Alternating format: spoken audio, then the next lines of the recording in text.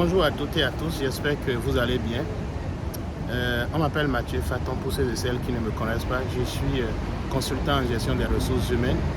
Je suis ici au centre-ville de Montréal et bienvenue sur la chaîne Essentiel RH, la chaîne qui parle de l'emploi, de l'immigration au Canada et de l'intégration. Si cette thématique vous intéresse, alors vous êtes au bon endroit. Dans cette vidéo, je vais vous parler d'un sujet important pour ceux et celles qui sont à la recherche d'emploi au Canada. Avant de vous lancer dans la recherche d'emploi, il y a quelque chose à faire. C'est quoi? Assurez-vous d'abord que vous ne laissez pas de traces compromettantes sur l'Internet. Je vais vous donner quelques exemples. Dans un processus de recrutement, quand nous recevons le CV, nous commençons à analyser les dossiers et que éventuellement notre choix se porte sur vous. Nous allons d'abord commencer à aller chercher des informations sur vous. Et comment? Aujourd'hui, la façon la plus simple d'aller chercher des informations sur un candidat, c'est d'aller chercher son nom dans Google.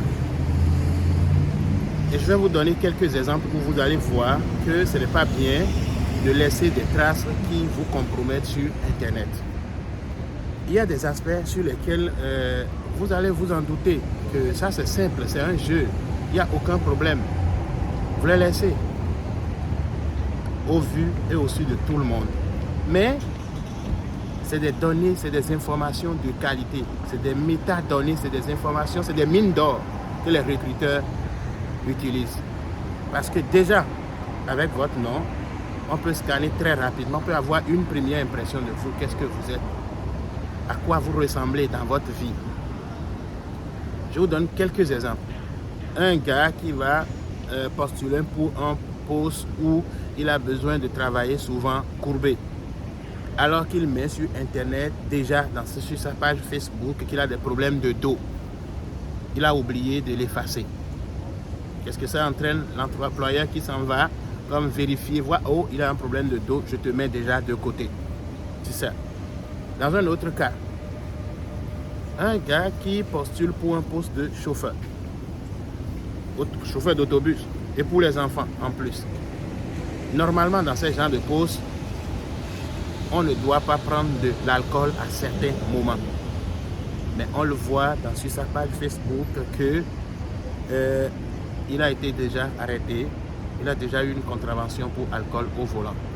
Pour ça, il ne peut pas obtenir ce poste-là.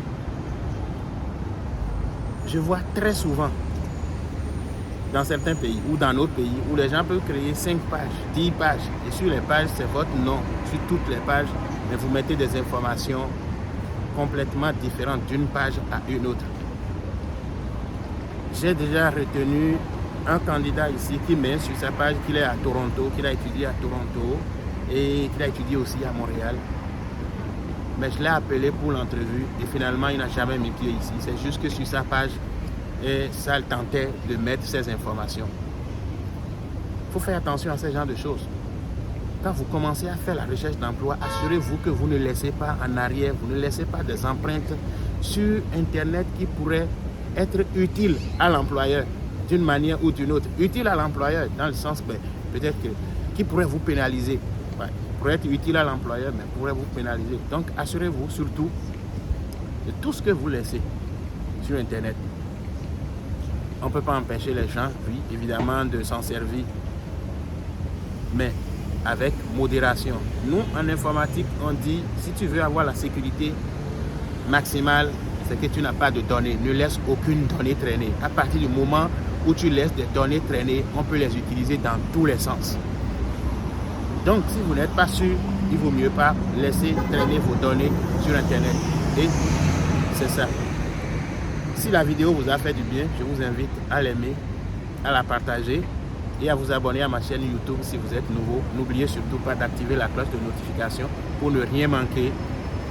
Et bientôt, on se rencontre en Afrique, au Bénin, au Cameroun, en Côte d'Ivoire et au Togo. Bye bye.